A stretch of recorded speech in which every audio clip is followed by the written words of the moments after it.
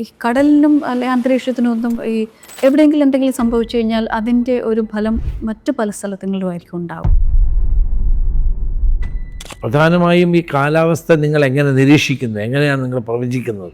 ചിലപ്പോൾ തെറ്റിപ്പോവുകയും ചെയ്യുന്നുണ്ട്.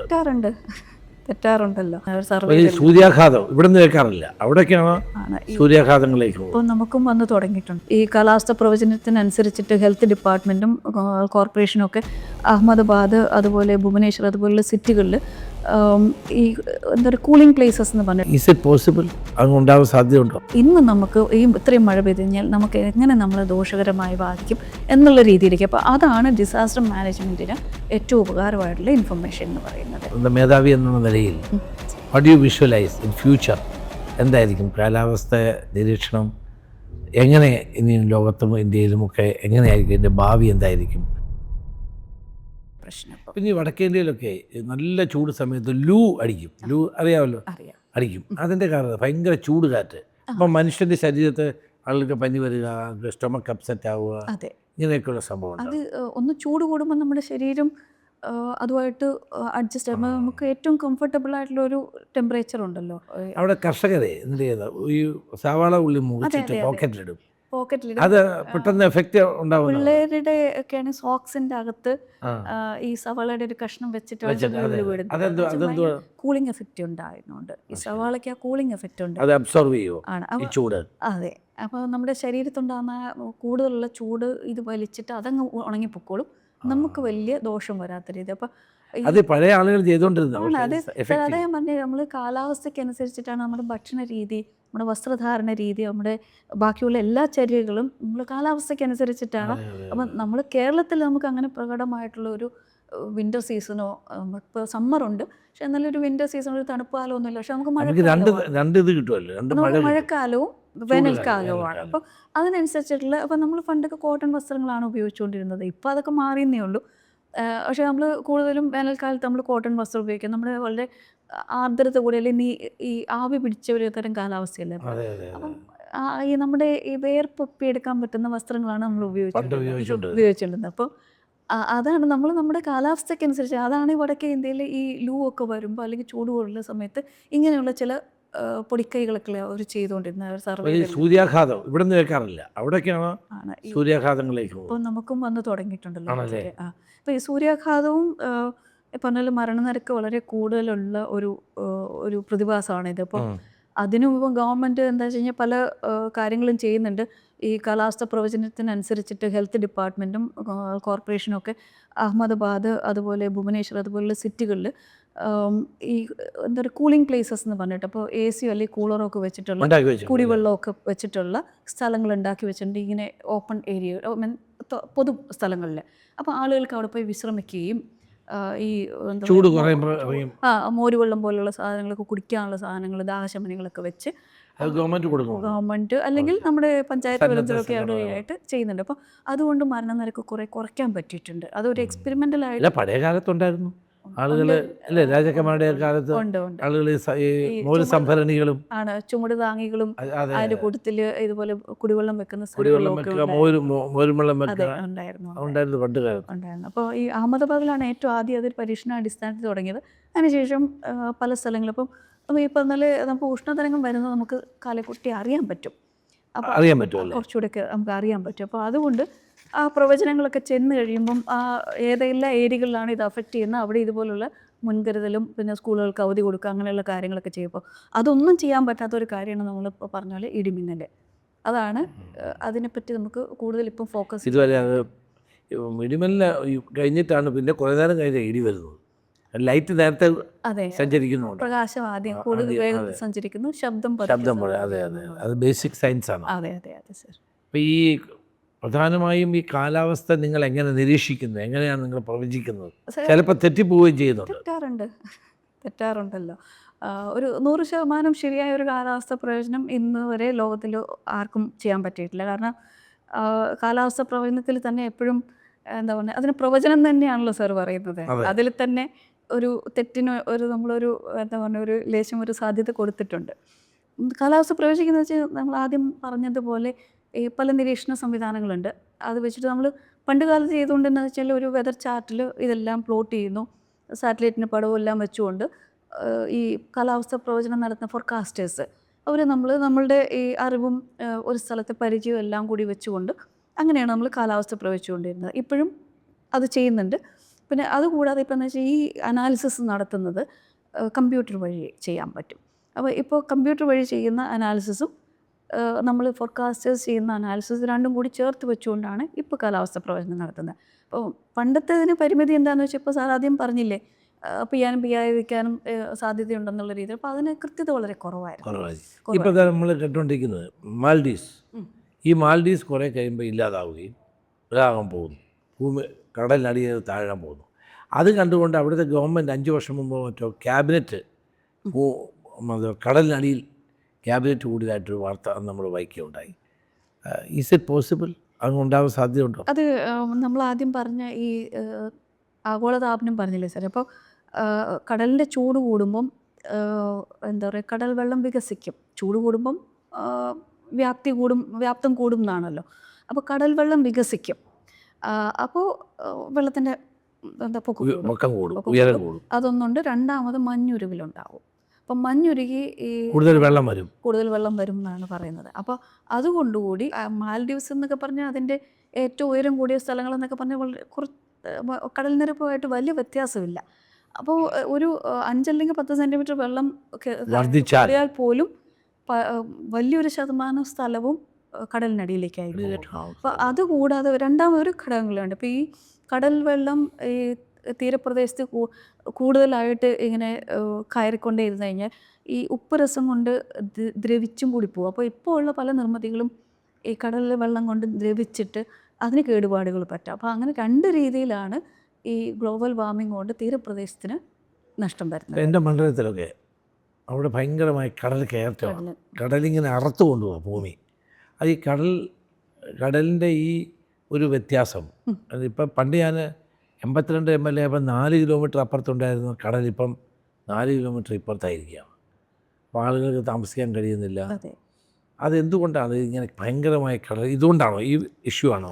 ഇത് ഒരു കാരണമായിരിക്കും. പിന്നെ എന്താ വെച്ചാൽ സാർ, ഈ കടലിനും അല്ലെങ്കിൽ അന്തരീക്ഷത്തിനും ഒന്നും ഈ എവിടെയെങ്കിലും എന്തെങ്കിലും സംഭവിച്ചു കഴിഞ്ഞാൽ അതിൻ്റെ ഒരു ഫലം മറ്റു പല സ്ഥലങ്ങളിലുമായിരിക്കും ഉണ്ടാവുക.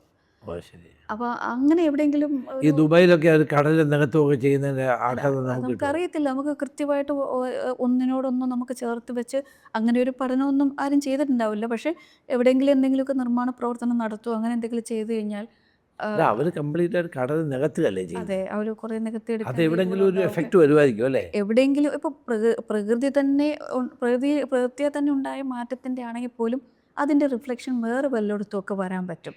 അപ്പോൾ അങ്ങനെയും സംഭവിക്കും. അപ്പോൾ നമ്മൾ മനുഷ്യൻ്റെ ഇടപെടലുകൾ കൊണ്ട് മാത്രമായിരിക്കണം എന്നില്ല, അതുകൊണ്ടാവാം പ്രകൃതിയിലുണ്ടാകുന്ന മാറ്റം കൊണ്ടുണ്ടാവും. അപ്പോൾ എവിടെയെങ്കിലുമൊക്കെ സംഭവിക്കുന്നതായിരിക്കും. അപ്പോൾ അതിനൊരു ഉദാഹരണം എന്താ ഒരു കാലാവസ്ഥ പ്രവചനം നമ്മൾ എപ്പോഴും പറഞ്ഞൊരു കാര്യം, നമ്മൾ എൽനിനോ എന്ന് പറയാറില്ലേ. അത് എൽനിനോ ഉണ്ടാകുന്നത് എവിടെയാണ്? പെറു അല്ലെങ്കിൽ തെക്കേ അമേരിക്ക, അവിടെ ഉണ്ടാകുന്ന കാര്യമാണ് നമ്മുടെ മൺസൂണിനെ ബാധിക്കുന്നത്. അപ്പോൾ ഇത്രയും കണക്ഷൻ തുടങ്ങിയിട്ടുള്ള ലാറ്റിൻ അമേരിക്കൻ രാജ്യങ്ങൾ അവിടെ ഉണ്ടാകുന്ന ഒരു കടൽ വെള്ളം ചൂടാവുക, അവിടുത്തെ അന്തരീക്ഷം ചൂടാവുക എന്ന് പറയുന്നത് അതിൻ്റെ ദോഷഫലമായിട്ട് നമുക്ക് മൺസൂണിൽ മഴ കുറയുകയാണ് ചെയ്യുന്നത്. അപ്പോൾ ഇതെല്ലാം ഒരു രീതിയിൽ അല്ലെങ്കിൽ മറ്റൊരു രീതിയിൽ കണക്ഷൻസ് നമ്മളെ അഫക്റ്റ് ചെയ്യുക. പിന്നെ എനിക്ക് ഈ ഇന്തോനേഷ്യ, മലേഷ്യ എപ്പോഴും അവർക്കിതുണ്ടായാലും ദേ ആർ വെരി ആക്റ്റീവ്. അവർക്കിത് ഈ പ്രതിരോധ പ്രവർത്തനങ്ങളല്ല, ആളുകളെ മാറ്റിപ്പാർപ്പിക്കാൻ, അവിടുത്തെ ഒരു ഭൂകമ്പം ഉണ്ടായി അല്ലെങ്കിൽ ഒരു സുനാമി ഉണ്ടായാൽ പെട്ടെന്ന് വിൽ റിക്കവർ ഇറ്റ്. അത്തരം സംവിധാനങ്ങൾ നമുക്കുണ്ടോ? ഇപ്പോൾ അത് നമുക്ക് ചെയ്യാൻ പറ്റുമോ? ഉണ്ടല്ലേ, നമുക്കുണ്ടല്ലോ. അപ്പോൾ ഞാൻ വീണ്ടും ഒറീസയിൽ തന്നെ ഒരു ഉദാഹരണമായിട്ട് പറയാം.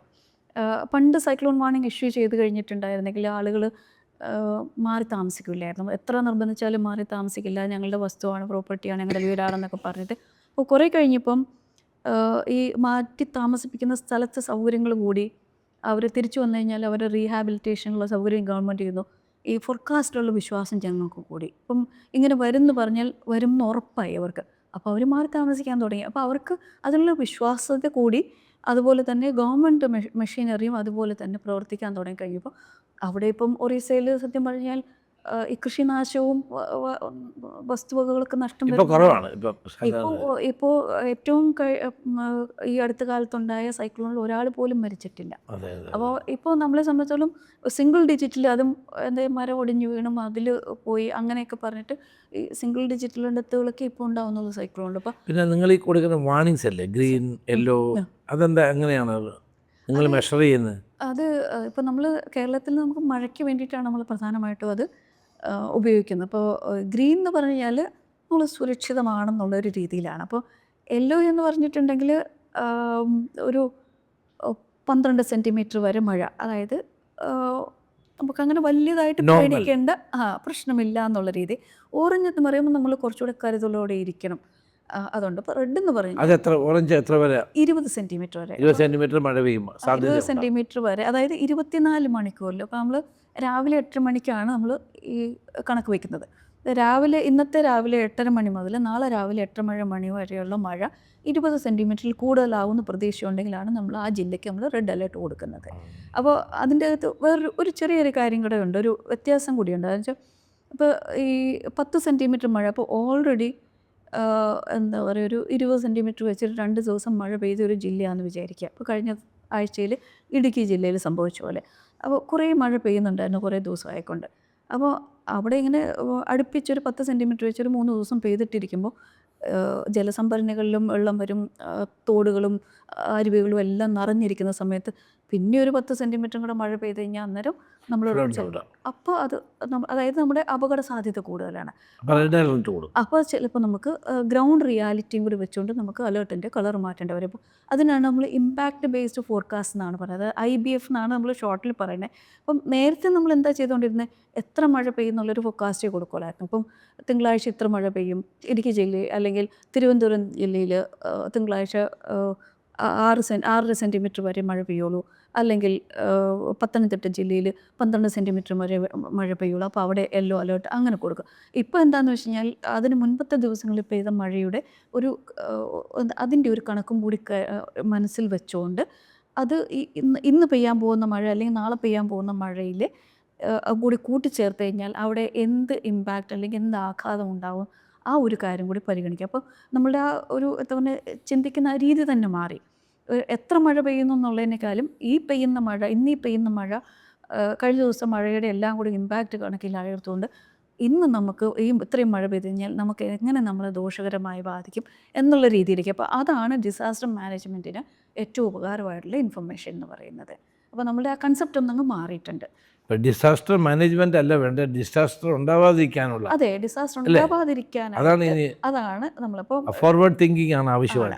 അപ്പോൾ നമ്മൾ ആ ഒരു മുൻകരുതൽ മുന്നൊരുക്കം എന്നാണ് നമ്മളതിൽ പറയുന്നത്. അപ്പോൾ മുന്നൊരുക്കം, അതായത് എന്തെങ്കിലും ഒരു ഫോർകാസ്റ്റ്, ഇപ്പോൾ കാലാവസ്ഥ തന്നെ ആയിരിക്കണം എന്നില്ല, വേറെ എന്തെങ്കിലുമൊക്കെ ആണെങ്കിൽ പോലും ഇങ്ങനെ എന്തെങ്കിലും ഒരു ദുരന്ത സാധ്യത ഉണ്ടെങ്കിൽ നമ്മൾ ഈ പറഞ്ഞ ആളുകൾ മാറ്റി പാർപ്പിക്കുകയോ അങ്ങനെയുള്ള കാര്യങ്ങളൊക്കെ ചെയ്ത് മുന്നൊരുക്കം നടത്തിക്കൊണ്ട് ഇത് വിപത്തും ദുരന്തവും രണ്ടാണ്.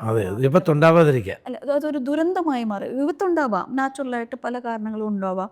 അപ്പോൾ അതൊരു ദുരന്തമായി മാറാതിരിക്കുക അല്ലെങ്കിൽ നഷ്ടങ്ങൾ കുറയ്ക്കാൻ വേണ്ടിയിട്ട് മുന്നൊരുക്കം നടത്തുക, അതാണ് നമ്മുടെ ഡിസാസ്റ്റർ മാനേജ്മെൻറ്റ് എന്ന് പറയുന്നത്. നമ്മളിപ്പോൾ ഇവിടെ നമ്മുടെ ഭൂമിയെ പറ്റിയാണല്ലോ അത്. ഇപ്പം മറ്റ് ഗ്രഹങ്ങൾ, ഇപ്പം ചൊവ്വ ഗ്രഹം, ചന്ദ്രൻ, ഇവിടെയൊക്കെയുള്ള കാലാവസ്ഥ നമ്മൾ പഠിക്കുന്നുണ്ടോ? അത് ലോകത്തോട് പഠനം നടക്കുന്നുണ്ടോ? അല്ല, അത് സാർ അത് നമ്മുടെ സ്പേസ് സയൻസിലേക്ക് പോകും. അല്ല, അതല്ലാതെ ഈ നമ്മളുടേതായ പഠനമുണ്ടോ? ഇല്ല, ഇത് നമ്മൾക്ക് എന്താ പറയുക, നമ്മുടെ ഭൂമിയുടെ അന്തരീക്ഷം മാത്രമേ ഉള്ളൂ കേന്ദ്ര കാലാവസ്ഥ വകുപ്പിന് വരുന്നുള്ളൂ. പിന്നെ ഏവിയേഷനിലൊക്കെ സ്പേസ് വെതർ എന്ന് പറഞ്ഞിട്ടൊരു കാര്യം വന്നു തുടങ്ങിയിട്ടുണ്ട്. കാരണം ഈ ഏവിയേഷൻ നമ്മൾ എന്താ പറയുക, സാധാരണ ആളുകൾ അധികം ഇൻട്രാക്ട് ചെയ്യാത്തൊരു ഫീൽഡ് ആയതുകൊണ്ടായിരിക്കും നമ്മളുടെ ഈ വിമാന സർവീസുകൾ കൊണ്ട് മറ്റൊക്കെ അന്തരീക്ഷം വല്ലാണ്ട് പൊല്യൂട്ടഡ് ആവാറുണ്ട്. അപ്പോൾ നമ്മൾ ഈ ടിക്കറ്റൊക്കെ എടുക്കുമ്പോൾ നോക്കാം കാർബൺ എമിഷൻ എത്രയാണെന്നുള്ള, ഈ കാർബൺ മൈൽസ് ഫുട് പ്രിൻറ്റ് എത്രയാണെന്നൊക്കെ ടിക്കറ്റിലൊക്കെ പ്രിൻറ്റ് ചെയ്ത് വരാറുണ്ട് ഓരോ എയർക്രാഫ്റ്റിനും. അത് അന്തരീക്ഷം അല്ല, ഭയങ്കര ഉയരത്തിലുള്ള മേഘങ്ങളൊക്കെ ഉണ്ടെങ്കിലും ഈ ബംബിനെസ് വരാം. അതിൽ മേഘങ്ങളൊന്നും ഇല്ലെങ്കിലും ഈ ബംബിനെസ് വരാം. അപ്പോൾ അതിനെയാണ് ഈ നമ്മൾ സാധാരണ എയർ പോക്കറ്റ്സ് എന്ന് പറയുന്നത്. അതായത് അതിന് കൃത്യമായിട്ടുള്ള പേരെന്താണെന്ന് വെച്ചാൽ ക്ലിയർ എയർ ടർബുലൻസ് എന്നാണ്. അതായത് എയറിൽ മേഘങ്ങളോ അല്ലെങ്കിൽ അതുപോലുള്ള സൂചകങ്ങളോ ഒന്നും ഉണ്ടാവില്ല, ഒരു സൂചനയും ഉണ്ടാവില്ല. എയർ ക്ലിയർ ആയിരിക്കും, പക്ഷേ ഈ ബംബിനെസ് ടർബുലൻസ് ഉണ്ടാവും. അപ്പോൾ അതിനൊരു കാരണം എന്ന് വെച്ച് കഴിഞ്ഞാൽ ഈ അന്തരീക്ഷത്തിൻ്റെ ഉയർന്ന തലങ്ങളിൽ ഒരു 10-12 കിലോമീറ്ററിലൊക്കെ കാറ്റ് അതിശക്തമായ രീതിയിലാണ് വീശുന്നത്. നമ്മൾ അറിയുന്നില്ലെന്നേ ഉള്ളൂ. ഇപ്പോൾ വിമാനമാണെങ്കിൽ അതെല്ലാം പ്രൊട്ടക്റ്റഡ് ആയതുകൊണ്ട് നമുക്ക് അറിയുന്നില്ലെന്നേ ഉള്ളൂ. അല്ലെങ്കിൽ ഇന്നിപ്പം തിരുവനന്തപുരത്തിൻ്റെ ഒരു 12 മീറ്റർ ഹൈറ്റിൽ ഇന്നത്തെ കാറ്റിൻ്റെ സ്പീഡെന്ന് പറഞ്ഞാൽ ഒരു 150-160 കിലോമീറ്റർ സ്പീഡിൽ കിഴക്ക് നിന്ന് പടിഞ്ഞാറേക്ക് കാറ്റ് വീശുന്നുണ്ട്. അത് നമ്മൾ അറിയുന്നില്ലെന്നേ ഉള്ളൂ. അപ്പോൾ നമ്മളിപ്പോൾ തിരുവനന്തപുരത്ത് നിന്ന് ഡൽഹിക്ക് പോവുകയാണെങ്കിൽ ഡിസംബർ മാസത്തിൽ പോകുമ്പം നമ്മൾ ഭോപ്പാലൊക്കെ എത്തുമ്പോഴത്തേക്കും ഈ പറയും വെതർ സീറ്റ് ബെൽറ്റ് ഇടാൻ പറയും. അപ്പോൾ പടിഞ്ഞാറ് നിന്ന് കിഴക്കോട്ടേക്ക് വീശുന്ന കാറ്റ് അതിശക്തമാണ് ആ സമയത്ത്. ഇപ്പോൾ നമ്മൾ തിരുവനന്തപുരത്തേക്കൊക്കെ വരുമ്പം തിരുവനന്തപുരം അടുക്കാറാകുമ്പോൾ ഈ സീസണിൽ മഴക്കാലത്ത് നമുക്ക് ഈ ബംബിനെസ് നമുക്ക് ഫീൽ ചെയ്യാൻ പറ്റും. കാരണം ഈ ആ സമയത്ത് കിഴക്ക് നിന്ന് പടിഞ്ഞാറേക്ക് വീശുന്ന കാറ്റ് ഭയങ്കര ശക്തമാണ് നമ്മുടെ ഈ കേരളം തമിഴ്നാട് ആ പ്രദേശത്ത്. അപ്പോൾ ഈ കാറ്റിൻ്റെ ദിശയിലൊക്കെ ഇത്ര സ്പീഡിൽ പോകുന്നൊരു കാറ്റില്ല. അപ്പോൾ എവിടെയെങ്കിലും ഒരു വളവോ തിരിവോ ചെറിയൊരു വ്യത്യാസമോ വന്നു കഴിഞ്ഞാൽ അവിടെ ഈ എന്താ പറയുക ടർബുലൻസ് അല്ലെങ്കിൽ ഇങ്ങനെ ആയു ഭയങ്കര പ്രക്ഷുബ്ധമായിട്ടിരിക്കും. അവിടെ എയർക്രാഫ്റ്റ് ചെല്ലുമ്പോഴാണ് ഇതിങ്ങനെ എടുത്ത് പോകുന്നത്. അപ്പോൾ അതിന് പ്രത്യേകിച്ച് ഇപ്പം മഴമേഘങ്ങളൊന്നും ഇല്ലാത്ത ഒരു സമയമൊക്കെ ആണെങ്കിൽ അതിന് സൂചനകളൊന്നും ഉണ്ടാവില്ല. അതുകൊണ്ടാണ് അതിന് ക്ലിയർ എയർ ടർബുലൻസ് പ്രത്യേകിച്ചും വിളിക്കാൻ കാര്യം. CAT കാറ്റ് എന്നാണ് ഏവിയേഷൻകാരൊക്കെ പറയുക, പൈലറ്റ്സൊക്കെ കാറ്റ് എന്നാണ് അതിനെ പറയുക. അപ്പോൾ ആ ഒരു അതിനാണ് എയർ പോക്കറ്റ് എന്ന് സാധാരണഗതിയിൽ പറഞ്ഞത്. അപ്പോൾ പലപ്പോഴും പല അപകടങ്ങളും അങ്ങനെ ഉണ്ടാവാറുണ്ട്. അതിന് വാർണിംഗ് ഒക്കെ കൊടുക്കാറുണ്ട്. പക്ഷെ എന്നാൽ പോലും ചിലപ്പം അതിന് താഴോട്ട് വരാറുണ്ട്. അതെന്താ വെച്ചാൽ ഞങ്ങളിരിക്കലേ ഞാൻ ഗോവട്ടിയിൽ നിന്ന് കൽക്കട്ടയ്ക്ക് വരുമായിരുന്നു. ഞാനിങ്ങനെ ഇരുന്ന് ഉറങ്ങായിരുന്നു. പെട്ടെന്ന് നോക്കിയപ്പോൾ വിമാനം താഴോട്ട് പോവാണ്. അപ്പോൾ ഞാൻ കണ്ണൂർ നോക്കിയപ്പോഴത്തേക്ക് താഴെയുള്ള കുറേ ആൾ ഛർദ്ദിക്കുന്നു, കുറേ ആൾ തലയിടിച്ച് രക്തം വരുന്നു, ഭയങ്കര ബഹളവും കരച്ചിലും ഒക്കെ. പക്ഷേ pilot manage it very well. അതിനകത്ത് താഴെ വീണെങ്കിലും അപ്പം തന്നെ പിന്നെ റൈസ് ചെയ്ത് കൊണ്ടുപോവുകയും ചെയ്തു.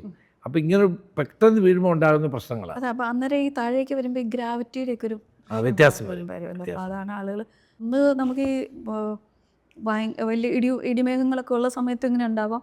അന്നേരം പിന്നെ ഇടിമേഘങ്ങൾ ഉള്ളപ്പോൾ നമുക്ക് അറിയാൻ പറ്റും ഇതൊക്കെ ഇങ്ങനെ വരും എന്നുള്ളത്. ഇതൊന്നും ഇല്ലാത്ത അപ്രതീക്ഷിതമായിട്ട് വരുന്ന പോലെ. പക്ഷേ ഇന്നത്തെ എയർക്രാഫ്റ്റുകൾക്കൊക്കെ ഈ ടർബുലൻസ് ഒക്കെ ഡിറ്റക്ട് ചെയ്യാൻ പറ്റിയ റഡാർ സംവിധാനങ്ങളൊക്കെ ഉണ്ട്. അതാണ് ഈ തുടങ്ങുമ്പോഴേക്കും തന്നെ സൈനും വരുക അനൗൺസ്മെൻറ്റും വരുന്നത് അതുകൊണ്ടാണ്. മാഡം ഇതിൻ്റെ മേധാവി എന്നുള്ള നിലയിൽ what you visualise in future? എന്തായിരിക്കും കാലാവസ്ഥ നിരീക്ഷണം? എങ്ങനെ ഇനി ലോകത്തും ഇന്ത്യയിലുമൊക്കെ എങ്ങനെയായിരിക്കും ഇതിൻ്റെ ഭാവി എന്തായിരിക്കും? Will get more and more informations all the time. ഇതിലേക്ക് ഭയങ്കര ഡെവലപ്പ് ചെയ്യുന്നുണ്ടോ? ഇന്ത്യ തന്നെ നന്നായി മുന്നോട്ട് വരുന്നുണ്ടോ? What is your thinking? കാരണം വെച്ചാൽ ഇപ്പം നമ്മൾ ആദ്യം പറഞ്ഞു വെച്ച പോലെ ഈ അതിതീവ്ര കാലാവസ്ഥ അതും വളരെ ചെറിയൊരു പോക്കറ്റിലാണ് വരിക. അപ്പോൾ അത് ഭയങ്കര ഇപ്പോൾ പ്രത്യേകിച്ചും കേരളത്തെ പോലൊരു സ്ഥലം എന്ന് പറഞ്ഞാൽ നമ്മൾ ജനസാന്ദ്രത കൂടിയത് സ്ഥലമാണ്. നമുക്ക് നമ്മുടെ കേരളത്തിൻ്റെ ഒരു ഭൂപ്രകൃതിയുടെ ഒരു പ്രത്യേകതയും നമുക്ക് വൾനറബിലിറ്റി മാപ്പ് എന്ന് പറഞ്ഞിട്ട് ഒരു മാപ്പുണ്ട്. അതായത് ഏതെല്ലാം സമയത്ത് ഏതെല്ലാം സീസണിൽ ഏതെല്ലാം പ്രദേശങ്ങളിൽ അപകട സാധ്യതയുണ്ടെന്നുള്ളൊരു മാപ്പൊക്കെ ഉണ്ട്. അപ്പോൾ അത് നോക്കിക്കഴിഞ്ഞാൽ നമ്മുടെ പശ്ചിമഘട്ട മഴക്കാലത്ത് ഈ ലാൻഡ് സ്ലൈഡ് പോലെയുള്ള കാര്യങ്ങൾ ഉണ്ടാവാം, അതിതീവ്ര മഴയുണ്ടാവാം. അതുപോലെ നമ്മുടെ തീരപ്രദേശങ്ങളിൽ സാറ് നമ്മൾ ഈ വയനാട്ടിലുണ്ടായതൊന്നും നമുക്ക് പ്രഡിക്റ്റ് ചെയ്യാൻ പറ്റിയില്ല. പ്രഡിക്റ്റ് ചെയ്യുന്നതല്ല സാറേ, അത് മാപ്പ് ചെയ്ത് വെച്ചിരിക്കുന്നതാണ്. അപകട സാധ്യതയുള്ള പ്രദേശങ്ങൾ ഐഡന്റിഫൈ ചെയ്ത് വെച്ചിട്ടുണ്ട്. അവിടേക്ക് ആളുകൾ താമസിക്കുകയാണ്. അപ്പോൾ അത് ഇപ്പം പെർമിഷൻസ് ഒന്നും അധികം കൊടുക്കുന്നില്ല. അപ്പോൾ അതാണ് ഗവൺമെൻറ് തലത്തിലുള്ള ഈ മുന്നൊരുക്കത്തിൻ്റെ ഒരു പാർട്ടാണ് ഈ അങ്ങനെയുള്ള സ്ഥലങ്ങളിൽ നിർമ്മാണം അനുവദിക്കാതിരിക്കുകയും ജനങ്ങൾക്ക് താമസിക്കാനുള്ള പെർമിഷൻ കൊടുക്കാതിരിക്കുക. അതുപോലെ നമ്മുടെ തീരപ്രദേശത്ത് ഈ ചൂരമല വലിയ സംഭവമായി പോയി. നമ്മളവിടെ പോയി നോക്കിയപ്പോഴാണ് ആളുകൾ എത്ര പേരെ മരിച്ചേ, ഡെഡ് ബോഡി പോലും കിട്ടിയിട്ടില്ല ഇത്രയും നാളായിരുന്നു. പക്ഷെ ഇതൊക്കെ നേരത്തെ നിങ്ങൾ ഐഡൻറ്റിഫൈ ചെയ്ത പ്രദേശങ്ങളാണോ, മാപ്പ് ചെയ്ത പ്രദേശങ്ങളാണോ? ഏറ്റവും കൂടുതൽ അങ്ങനെ അപകട സാധ്യതയുള്ള സ്ഥലങ്ങളിലൊന്ന് തന്നെയാണ് ചൂരൽമലയും അതിനോട് അടുത്തുള്ള വയനാടും ഇടുക്കിയാണ്. അങ്ങനെ നോക്കുമ്പം ജില്ല കണക്കിന് പറയുവാണെങ്കിൽ ഏറ്റവും കൂടുതൽ ഈ ലാൻഡ് സ്ലൈഡ് പ്രോൺ ആയിട്ടുള്ള സാധ്യത കൂടുതലുള്ള സ്ഥലങ്ങളെന്ന് പറയും. അപ്പോൾ അതുപോലെ നമ്മുടെ ഈ ലാൻഡ് സ്ലൈഡ് പ്രോണായ ഏരിയയിൽ ഉള്ള ആളുകളെ ഗവൺമെൻറ് വേണം മാറ്റാൻ, അല്ലേ? ഗവൺമെൻറ് മാറ്റി അത് ചെയ്യുന്നുണ്ട്, താമസിപ്പിക്കണം. പിന്നെ ഒന്നുണ്ട് സാർ, ആളുകളുടെ ആ ഒരു കുറേ വർഷങ്ങളായി അവിടെ താമസിക്കുന്ന ആളുകളെ മാറ്റാൻ പ്രയാസമാണ്. വ്യത്യാസം അവരുടെ മാനസികാവസ്ഥയും അങ്ങനെയായിരിക്കുമല്ലോ. അവർ ജീവിച്ച് സ്ഥലത്തുനിന്ന് മാറി പോകാനായിട്ട് അവർക്കും ബുദ്ധിമുട്ടുണ്ടാകുമായിരിക്കും. അത് എന്താ പറയുക, ഗവൺമെൻറ് പല രീതിയിൽ ശ്രമിക്കുന്നൊക്കെ ഉണ്ട്. അതുപോലെ നമ്മൾ പറഞ്ഞ പോലെ കേരളത്തിൻ്റെ പ്രത്യേകത പറയുകയായിരുന്നു. അപ്പോൾ തീരപ്രദേശം, അറബിക്കടലിൽ കൂടുതൽ സൈക്ലോണുകളൊക്കെ ഉണ്ടായിക്കഴിഞ്ഞാൽ നമ്മുടെ തീരപ്രദേശത്ത് വീണ്ടും അപകട സാധ്യത കൂടുതലാണ്. അതുപോലെ മഴ കൂടുതൽ വന്നു കഴിഞ്ഞാൽ നമ്മുടെ ഈ മിഡ്ലാൻഡ് അല്ലെങ്കിൽ ഇടനാടെന്ന് പറയുന്ന സ്ഥലത്ത് വെള്ളപ്പൊക്കം ഉണ്ടാകും. അപ്പോൾ നമ്മളുടെ കേരളത്തിൻ്റെ ഈ 3 ഉണ്ട്. ഈ 3 സ്ഥലങ്ങളിലും അപകട സാധ്യതയുള്ളതാണ്. അപ്പോൾ അതുകൂടാതെയാണ് നമുക്ക് ജനങ്ങൾക്ക് താമസിക്കാൻ പറ്റുന്ന ഏരിയ എന്ന് പറഞ്ഞാൽ വളരെ ലിമിറ്റഡാണ്. അപ്പോൾ ജനസാന്ദ്രത കൂടുതലാണ്. അപ്പോൾ എന്തെങ്കിലും ഒരു ലോക്കലൈസ്ഡ് ആണെങ്കിൽ പോലും ഇതുപോലെ എന്തെങ്കിലും ഒരു അപകടം ഉണ്ടായിക്കഴിഞ്ഞാൽ അതിൻ്റെ ഇമ്പാക്റ്റ് വളരെ കൂടുതലായിരിക്കും. അതാണ് കേരളത്തിൻ്റെ പ്രത്യേകത എന്ന് പറയുന്നത്. അപ്പോൾ ഇന്ത്യയിൽ മൊത്തത്തിൽ ഇങ്ങനെ നോർത്ത് ഈസ്റ്റേൺ സ്റ്റേറ്റ്സിലൊക്കെ ഇതുപോലുള്ള പ്രശ്നങ്ങളുണ്ടെങ്കിലും ജനസാന്ദ്രത ഇത്ര ഇല്ലാത്തത് കൊണ്ട് അപകടങ്ങൾ ഉണ്ടാവാറുണ്ട്.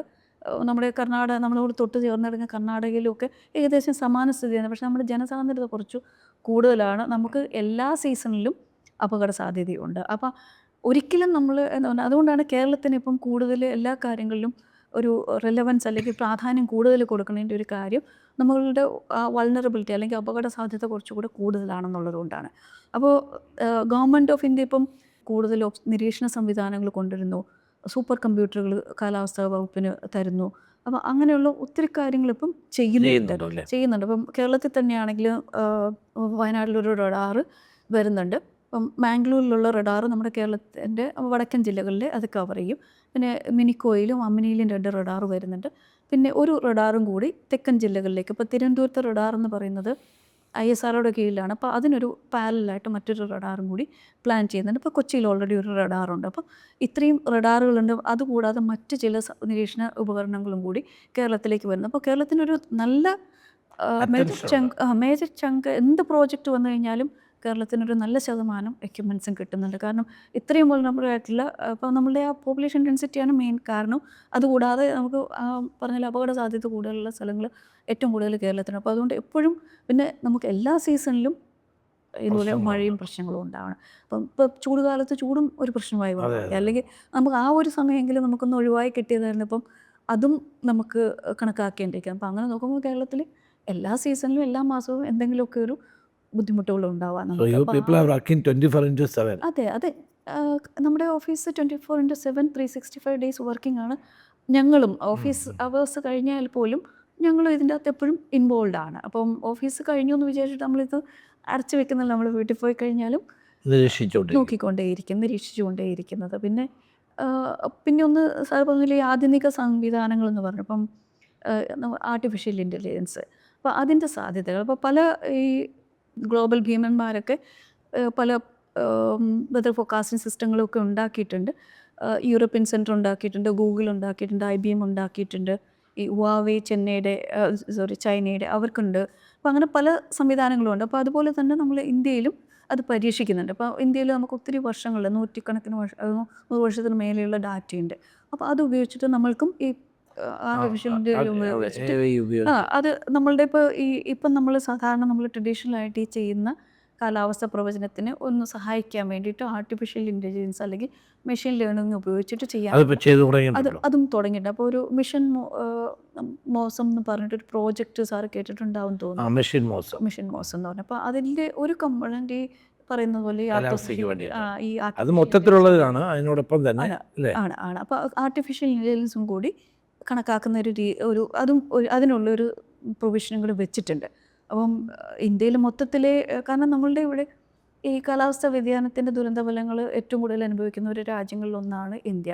അപ്പോൾ അത് മാത്രമല്ല സാർ, പിന്നെ നമ്മുടെ ചുറ്റുമുള്ള അയൽ രാജ്യങ്ങളുണ്ടല്ലോ, നമ്മുടെ ഈ റീജിയണിൽ അറബിക്കടലിലും ഇന്ത്യൻ മഹാസമുദ്രത്തിലും ബംഗാൾ ഉൾക്കടലിലും ഉണ്ടാകുന്ന എല്ലാ വെതർ സിസ്റ്റങ്ങളും, ട്രോപ്പിക്കൽ സൈക്ലോൺ ഉൾപ്പെടെയുള്ള എല്ലാ വെതർ സിസ്റ്റങ്ങളുടെയും നമുക്ക് അയൽ രാജ്യങ്ങൾക്ക് ഈ ഗൈഡൻസ് മെറ്റീരിയൽ അല്ലെങ്കിൽ നമ്മൾ കൊടുക്കുന്നുണ്ടോ? നമ്മൾ ശ്രീലങ്ക അല്ലേ? നമ്മൾ റീജിയണൽ സെൻ്റർ ആണ് സാർ. ശ്രീലങ്ക, നേപ്പാൾ, അവർക്കൊക്കെ ഈ ഗൈഡൻസ് മെറ്റീരിയൽ കൊടുക്കേണ്ട ഒരു ഉത്തരവാദിത്വം കൂടി ഇന്ത്യക്ക് അല്ലെങ്കിൽ IMDക്കുണ്ട്. അപ്പോൾ അതുകൊണ്ട് കൂടിയാണ് നമ്മൾ നമ്മുടെ നിരീക്ഷണ സംവിധാനങ്ങൾക്കുമൊക്കെ എപ്പോഴും ഒരു എന്താ പറയുക ഡെവലപ്മെൻറ്റ് കൊടുക്കാനൊരു മുൻതൂക്കം കൊടുക്കും അല്ലേ? മാൽഡീവ്സ് ഉണ്ട്. എല്ലാ രാജ്യങ്ങൾക്കും നമ്മുടെ ഈ റീജിയനിലുള്ള അത് ലോക കാലാവസ്ഥാ സംഘടന ഓരോ റീജിയനുകളായിട്ട് തിരിച്ചിട്ടുണ്ട്. അപ്പം നമ്മുടെ ഈ ഒരു ഇന്ത്യയുടെ ചുറ്റുമുള്ള അയൽ സംസ്ഥാനങ്ങൾ വരുന്ന റീജിയൻ RA2 എന്നാണ് പറഞ്ഞത്. അത് റീജിയണൽ അസോസിയേഷൻ 2 എന്ന് പറയുന്നത്. അപ്പം പല കാര്യങ്ങൾ ഇപ്പം സാറ് ആദ്യം പറഞ്ഞത് നമ്മുടെ സുനാമി അല്ലെങ്കിൽ സ്റ്റോം സർജ് അല്ലെങ്കിൽ ഈ കള്ളക്കടൽ പ്രതിഭാസം അല്ലെങ്കിൽ ഉയർന്ന നിലവാരക്കുള്ള നിർദ്ദേശങ്ങൾ ഇതെല്ലാം കൊടുക്കുന്ന മിനിസ്ട്രി ഓഫ് എർത്ത് സയൻസിൻ്റെ തന്നെ കീഴിലുള്ള ഹൈദരാബാദിലൊരു സെൻറ്റർ ഉണ്ട്, അവരാണ്.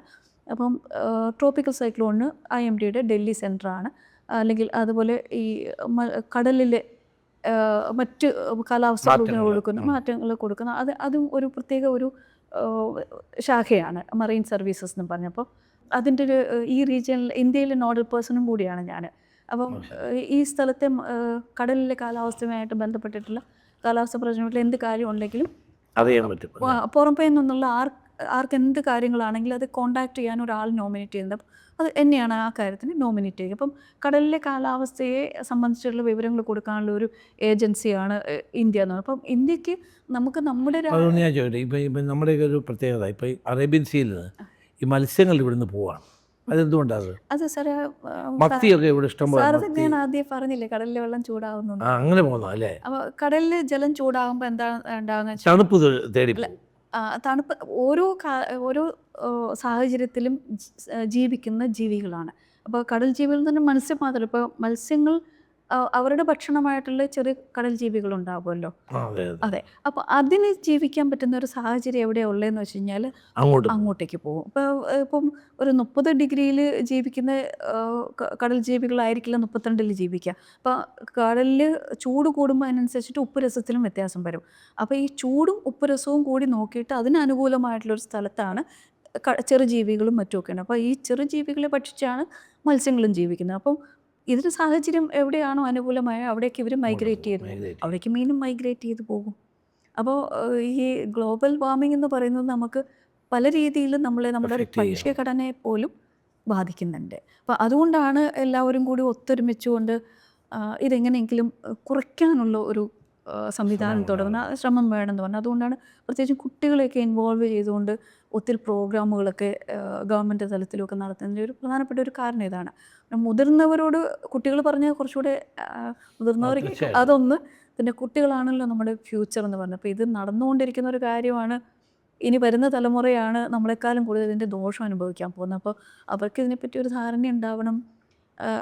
ഇതിനെതിരെ പ്രതിപ്രവർത്തനങ്ങൾ നടത്താൻ അവർക്കേ പറ്റുള്ളൂ. അപ്പോൾ അതുകൊണ്ടുകൂടിയാണ് അവരെ എല്ലാ കാര്യത്തിലും ഇൻവോൾവ് ആക്കാനായിട്ട് ഗവൺമെൻറ്റും നോക്കുന്നത്. So thank you very much madam. Sir, സന്തോഷം, വലിയ സന്തോഷം IMDക്ക് ഇങ്ങനെ ഒരു പ്ലാറ്റ്ഫോം തന്നതിന്. കൂടുതൽ കാര്യങ്ങൾ ആൾക്ക് അറിയാൻ താല്പര്യമുണ്ട്, എനിക്കും അറിയാൻ താല്പര്യമുണ്ട്. അതുകൊണ്ടാണ് മാഡമായിട്ട് സംസാരിക്കാമെന്ന് കരുതുന്നത്. ഞങ്ങൾക്ക് കാരണം ഞാൻ ആദ്യം പറഞ്ഞ പോലെ പല രീതിയിൽ നമ്മൾ സയൻസ് ബേസ്ഡ് ആയിട്ടുള്ള ഓർഗനൈസേഷൻ ഇൻസ്റ്റിറ്റ്യൂഷൻസൊക്കെ നമുക്കൊരു പ്ലാറ്റ്ഫോം തരും. പക്ഷേ ഒരു ജനപ്രതിനിധി എന്ന നിലയ്ക്ക് സാറ് തന്ന ഈ ഓപ്പർച്യൂണിറ്റി ഞങ്ങളെ സംബന്ധിച്ചിടത്തോളം വലിയൊരു അംഗീകാരമായിട്ടാണ്. കൂടുതൽ ജനങ്ങൾ കാര്യങ്ങൾ അറിയാൻ വേണ്ടിയിട്ടാണ്. അതെ, അതുകൊണ്ട് വളരെ താങ്ക് യു. കാരണം ഇത്രയും vulnerable അപ്പോൾ നമ്മളുടെ ആ പോപ്പുലേഷൻ ഡെൻസിറ്റിയാണ് മെയിൻ കാരണം. അതുകൂടാതെ നമുക്ക് പറഞ്ഞാൽ അപകട സാധ്യത കൂടുതലുള്ള സ്ഥലങ്ങൾ ഏറ്റവും കൂടുതൽ കേരളത്തിലാണ്. അപ്പോൾ അതുകൊണ്ട് എപ്പോഴും പിന്നെ നമുക്ക് എല്ലാ സീസണിലും ഇതുപോലെ മഴയും പ്രശ്നങ്ങളും ഉണ്ടാവണം. അപ്പം ഇപ്പോൾ ചൂടുകാലത്ത് ചൂടും ഒരു പ്രശ്നമായി വന്നു, അല്ലെങ്കിൽ നമുക്ക് ആ ഒരു സമയമെങ്കിലും നമുക്കൊന്ന് ഒഴിവായി കിട്ടിയതായിരുന്നു. അപ്പം അതും നമുക്ക് കണക്കാക്കേണ്ടിയിരിക്കാം. അപ്പം അങ്ങനെ നോക്കുമ്പോൾ കേരളത്തിൽ എല്ലാ സീസണിലും എല്ലാ മാസവും എന്തെങ്കിലുമൊക്കെ ഒരു ബുദ്ധിമുട്ടുകൾ ഉണ്ടാവാൻ. അതെ അതെ, നമ്മുടെ ഓഫീസ് 24/7 365 ഡേയ്സ് വർക്കിംഗ് ആണ്. ഞങ്ങളും ഓഫീസ് അവേഴ്സ് കഴിഞ്ഞാൽ പോലും ഞങ്ങളും ഇതിൻ്റെ അകത്ത് എപ്പോഴും ഇൻവോൾവ് ആണ്. അപ്പം ഓഫീസ് കഴിഞ്ഞു എന്ന് വിചാരിച്ചിട്ട് നമ്മളിത് അടച്ചു വെക്കുന്നില്ല. നമ്മൾ വീട്ടിൽ പോയി കഴിഞ്ഞാലും നോക്കിക്കൊണ്ടേയിരിക്കും, നിരീക്ഷിച്ചുകൊണ്ടേയിരിക്കുന്നത്. പിന്നെ ഒന്ന് സാർ പറഞ്ഞില്ലേ ആധുനിക സംവിധാനങ്ങൾ എന്ന് പറഞ്ഞപ്പം ആർട്ടിഫിഷ്യൽ ഇൻ്റലിജൻസ്, അപ്പോൾ അതിൻ്റെ സാധ്യതകൾ. അപ്പോൾ പല ഈ ഗ്ലോബൽ ഭീമന്മാരൊക്കെ പല വെതർ ഫോർകാസ്റ്റിംഗ് സിസ്റ്റങ്ങളൊക്കെ ഉണ്ടാക്കിയിട്ടുണ്ട്. യൂറോപ്യൻ സെൻറ്റർ ഉണ്ടാക്കിയിട്ടുണ്ട്, ഗൂഗിൾ ഉണ്ടാക്കിയിട്ടുണ്ട്, IBM ഉണ്ടാക്കിയിട്ടുണ്ട്, ഈ ഹുവാവേ ചൈനയുടെ അവർക്കുണ്ട്. അപ്പോൾ അങ്ങനെ പല സംവിധാനങ്ങളുമുണ്ട്. അപ്പോൾ അതുപോലെ തന്നെ നമ്മൾ ഇന്ത്യയിലും അത് പരീക്ഷിക്കുന്നുണ്ട്. അപ്പോൾ ഇന്ത്യയിൽ നമുക്ക് ഒത്തിരി വർഷങ്ങൾ 100 കണക്കിന് 100 വർഷത്തിന് മേലെയുള്ള ഡാറ്റയുണ്ട്.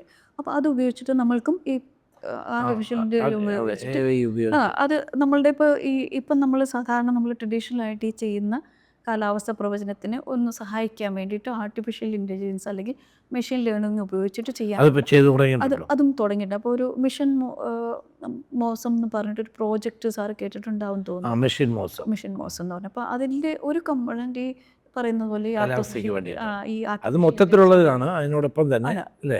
ആണ് അപ്പോൾ ആർട്ടിഫിഷ്യൽ ഇൻ്റലിജൻസും കൂടി കണക്കാക്കുന്ന ഒരു അതും അതിനുള്ളൊരു പ്രൊവിഷനും കൂടി വെച്ചിട്ടുണ്ട്. അപ്പം ഇന്ത്യയിൽ മൊത്തത്തിലെ കാരണം നമ്മളുടെ ഇവിടെ ഈ കാലാവസ്ഥാ വ്യതിയാനത്തിൻ്റെ ദുരന്തഫലങ്ങൾ ഏറ്റവും കൂടുതൽ അനുഭവിക്കുന്ന ഒരു രാജ്യങ്ങളിലൊന്നാണ് ഇന്ത്യ. അപ്പോൾ അത് മാത്രമല്ല സാർ, പിന്നെ നമ്മുടെ ചുറ്റുമുള്ള അയൽ രാജ്യങ്ങളുണ്ടല്ലോ. നമ്മുടെ ഈ റീജിയനിൽ അറബിക്കടലിലും ഇന്ത്യൻ മഹാസമുദ്രത്തിലും ബംഗാൾ ഉൾക്കടലിലും ഉണ്ടാകുന്ന എല്ലാ വെതർ സിസ്റ്റങ്ങളും ട്രോപ്പിക്കൽ സൈക്ലോൺ ഉൾപ്പെടെയുള്ള എല്ലാ വെതർ സിസ്റ്റങ്ങളുടെയും നമുക്ക് അയൽ രാജ്യങ്ങൾക്ക് ഈ ഗൈഡൻസ് മെറ്റീരിയൽ അല്ലെങ്കിൽ നമ്മൾ കൊടുക്കുന്നുണ്ടോ? നമ്മൾ ശ്രീലങ്ക അല്ലേ? നമ്മൾ റീജിയണൽ സെൻ്റർ ആണ് സാർ. ശ്രീലങ്ക, നേപ്പാൾ അവർക്കൊക്കെ ഈ ഗൈഡൻസ് മെറ്റീരിയൽ കൊടുക്കേണ്ട ഒരു ഉത്തരവാദിത്വം കൂടി ഇന്ത്യക്കുണ്ട്, ഇന്ത്യക്ക് അല്ലെങ്കിൽ IMDക്കുണ്ട്. അപ്പോൾ അതുകൊണ്ട് കൂടിയാണ് നമ്മുടെ നിരീക്ഷണ സംവിധാനങ്ങൾക്കുമൊക്കെ എപ്പോഴും ഒരു എന്താ പറയുക ഡെവലപ്മെൻറ്റ് കൊടുക്കാനൊരു മുൻതൂക്കം ഉണ്ട് എല്ലാ രാജ്യങ്ങൾക്കും. നമ്മുടെ ഈ റീജിയനിലുള്ള അത് ലോക കാലാവസ്ഥാ സംഘടന ഓരോ റീജിയനുകളായിട്ട് തിരിച്ചിട്ടുണ്ട്. അപ്പം നമ്മുടെ ഈ ഒരു ഇന്ത്യയുടെ ചുറ്റുമുള്ള അയൽ സംസ്ഥാനങ്ങൾ വരുന്ന റീജിയൻ RA2 എന്നാണ് പറഞ്ഞത്. അത് റീജിയണൽ അസോസിയേഷൻ 2 എന്ന് പറയുന്നത്. അപ്പം പല കാര്യങ്ങൾ ഇപ്പം സാറ് ആദ്യം പറഞ്ഞത് നമ്മുടെ സുനാമി അല്ലെങ്കിൽ സ്റ്റോം സർജ് അല്ലെങ്കിൽ ഈ കള്ളക്കടൽ പ്രതിഭാസം അല്ലെങ്കിൽ ഉയർന്ന നിലവാരക്കുള്ള നിർദ്ദേശങ്ങൾ ഇതെല്ലാം കൊടുക്കുന്ന മിനിസ്ട്രി ഓഫ് എർത്ത് സയൻസിൻ്റെ തന്നെ കീഴിലുള്ള ഹൈദരാബാദിലൊരു സെൻറ്റർ ഉണ്ട്, അവരാണ്. അപ്പം ട്രോപ്പിക്കൽ സൈക്ലോണിന് IMDയുടെ ഡൽഹി സെൻറ്ററാണ്. അല്ലെങ്കിൽ അതുപോലെ ഈ കടലിലെ മറ്റ് കാലാവസ്ഥ മാറ്റങ്ങൾ കൊടുക്കുന്ന അതും ഒരു പ്രത്യേക ഒരു ശാഖയാണ് മറൈൻ സർവീസസ് എന്ന് പറഞ്ഞപ്പോൾ അതിൻ്റെ ഒരു ഈ റീജിയനിൽ ഇന്ത്യയിലെ നോഡൽ പേഴ്സണും കൂടിയാണ് ഞാൻ. അപ്പം ഈ സ്ഥലത്തെ കടലിലെ കാലാവസ്ഥയുമായിട്ട് ബന്ധപ്പെട്ടിട്ടുള്ള കാലാവസ്ഥ പ്രവചനത്തിൽ എന്ത് കാര്യം ഉണ്ടെങ്കിലും അറിയാൻ പറ്റും. പുറമേ നിന്നുള്ള ആർക്ക് എന്ത് കാര്യങ്ങളാണെങ്കിലും അത് കോണ്ടാക്ട് ചെയ്യാൻ ഒരാൾ നോമിനേറ്റ് ചെയ്യുന്നത്. അത് എന്നെയാണ് ആ കാര്യത്തിന് നോമിനേറ്റ് ചെയ്യുക. അപ്പം കടലിലെ കാലാവസ്ഥയെ സംബന്ധിച്ചുള്ള വിവരങ്ങൾ കൊടുക്കാനുള്ള ഒരു ഏജൻസിയാണ് ഇന്ത്യ എന്ന് പറയുന്നത്. അപ്പം ഇന്ത്യക്ക് നമുക്ക് നമ്മുടെ അതൊന്നും ഞാൻ ചോദിക്കട്ടെ, ഇപ്പം നമ്മുടെയൊക്കെ ഒരു പ്രത്യേകത ഇപ്പം ഈ അറേബ്യൻ സീയിൽ ഈ മത്സ്യങ്ങൾ ഇവിടുന്ന് പോവാണ്. അതെന്തുകൊണ്ടാണ്? അത് സാറേ മത്തിയൊക്കെ ഇവിടെ ഇഷ്ടംപോലെ. ഞാൻ ആദ്യം പറഞ്ഞില്ലേ കടലിലെ വെള്ളം ചൂടാവുന്നുണ്ട്. അങ്ങനെ പോകുന്നു അല്ലേ? അപ്പോൾ കടലിൽ ജലം ചൂടാകുമ്പോൾ എന്താ ഉണ്ടാകുന്ന തണുപ്പ് തേടി തണുപ്പ് ഓരോ സാഹചര്യത്തിലും ജീവിക്കുന്ന ജീവികളാണ്. അപ്പോൾ കടൽ ജീവികൾ തന്നെ മത്സ്യം മാത്രമല്ല, ഇപ്പോൾ മത്സ്യങ്ങൾ അവരുടെ ഭക്ഷണമായിട്ടുള്ള ചെറിയ കടൽ ജീവികളുണ്ടാവുമല്ലോ. അതെ, അപ്പോൾ അതിന് ജീവിക്കാൻ പറ്റുന്ന ഒരു സാഹചര്യം എവിടെയാണ് ഉള്ളതെന്ന് വെച്ച് കഴിഞ്ഞാൽ അങ്ങോട്ടേക്ക് പോകും. ഇപ്പം ഒരു 30 ഡിഗ്രിയിൽ ജീവിക്കുന്ന കടൽ ജീവികളായിരിക്കില്ല 32 ജീവിക്കുക. അപ്പോൾ കടലിൽ ചൂട് കൂടുമ്പോൾ അതിനനുസരിച്ചിട്ട് ഉപ്പുരസത്തിലും വ്യത്യാസം വരും. അപ്പോൾ ഈ ചൂടും ഉപ്പുരസവും കൂടി നോക്കിയിട്ട് അതിനനുകൂലമായിട്ടുള്ളൊരു സ്ഥലത്താണ് ചെറുജീവികളും മറ്റുമൊക്കെയാണ്. അപ്പോൾ ഈ ചെറുജീവികളെ ഭക്ഷിച്ചാണ് മത്സ്യങ്ങളും ജീവിക്കുന്നത്. അപ്പം ഇതിൻ്റെ സാഹചര്യം എവിടെയാണോ അനുകൂലമായ അവിടേക്ക് ഇവർ മൈഗ്രേറ്റ് ചെയ്ത് അവിടേക്ക് മീനും മൈഗ്രേറ്റ് ചെയ്ത് പോകും. അപ്പോൾ ഈ ഗ്ലോബൽ വാർമിംഗ് എന്ന് പറയുന്നത് നമുക്ക് പല രീതിയിലും നമ്മുടെ ഭക്ഷ്യഘടനയെ പോലും ബാധിക്കുന്നുണ്ട്. അപ്പോൾ അതുകൊണ്ടാണ് എല്ലാവരും കൂടി ഒത്തൊരുമിച്ചുകൊണ്ട് ഇതെങ്ങനെയെങ്കിലും കുറയ്ക്കാനുള്ള ഒരു സംവിധാനം തുടങ്ങുന്ന ശ്രമം വേണമെന്ന് പറഞ്ഞു. അതുകൊണ്ടാണ് പ്രത്യേകിച്ചും കുട്ടികളെയൊക്കെ ഇൻവോൾവ് ചെയ്തുകൊണ്ട് ഒത്തിരി പ്രോഗ്രാമുകളൊക്കെ ഗവൺമെൻറ് തലത്തിലൊക്കെ നടത്തുന്നതിൻ്റെ ഒരു പ്രധാനപ്പെട്ട ഒരു കാരണം ഇതാണ്. മുതിർന്നവരോട് കുട്ടികൾ പറഞ്ഞാൽ കുറച്ചുകൂടെ മുതിർന്നവർക്ക് അതൊന്ന്, പിന്നെ കുട്ടികളാണല്ലോ നമ്മുടെ ഫ്യൂച്ചർ എന്ന് പറഞ്ഞത്. അപ്പോൾ ഇത് നടന്നുകൊണ്ടിരിക്കുന്ന ഒരു കാര്യമാണ്. ഇനി വരുന്ന തലമുറയാണ് നമ്മളെക്കാളും കൂടുതൽ ഇതിൻ്റെ ദോഷം അനുഭവിക്കാൻ പോകുന്നത്. അപ്പോൾ അവർക്ക് ഇതിനെപ്പറ്റി ഒരു ധാരണ ഉണ്ടാവണം. ഇതിനെതിരെ പ്രതിപ്രവർത്തനങ്ങൾ നടത്താൻ അവർക്കേ പറ്റുള്ളൂ. അപ്പോൾ അതുകൊണ്ടുകൂടിയാണ് അവരെ എല്ലാ കാര്യത്തിലും ഇൻവോൾവ് ആക്കാനായിട്ട് ഗവൺമെൻറ്റും നോക്കുന്നത്. So thank you very much madam. Sir, സന്തോഷം, വലിയ സന്തോഷം IMDക്ക് ഇങ്ങനെ ഒരു പ്ലാറ്റ്ഫോം തന്നതിന്. കൂടുതൽ കാര്യങ്ങൾ ആൾക്ക് അറിയാൻ താല്പര്യമുണ്ട്, എനിക്കും അറിയാൻ താല്പര്യമുണ്ട്. അതുകൊണ്ടാണ് മാഡമായിട്ട് സംസാരിക്കാമെന്ന് കരുതുന്നത്. ഞങ്ങൾക്ക് കാരണം ഞാൻ ആദ്യം പറഞ്ഞ പോലെ പല രീതിയിൽ നമ്മൾ സയൻസ് ബേസ്ഡ് ആയിട്ടുള്ള ഓർഗനൈസേഷൻ ഇൻസ്റ്റിറ്റ്യൂഷൻസൊക്കെ നമുക്കൊരു പ്ലാറ്റ്ഫോം തരും. പക്ഷേ ഒരു ജനപ്രതിനിധി നിലയ്ക്ക് സാറ് തന്ന ഈ ഓപ്പർച്യൂണിറ്റി ഞങ്ങളെ സംബന്ധിച്ചിടത്തോളം വലിയൊരു അംഗീകാരമായിട്ടാണ്. കൂടുതൽ ജനങ്ങൾക്ക് കാര്യങ്ങൾ അറിയാൻ വേണ്ടിയിട്ടാണ്. അതെ, അതുകൊണ്ട് വളരെ thank you thank you so thank you much. Thank you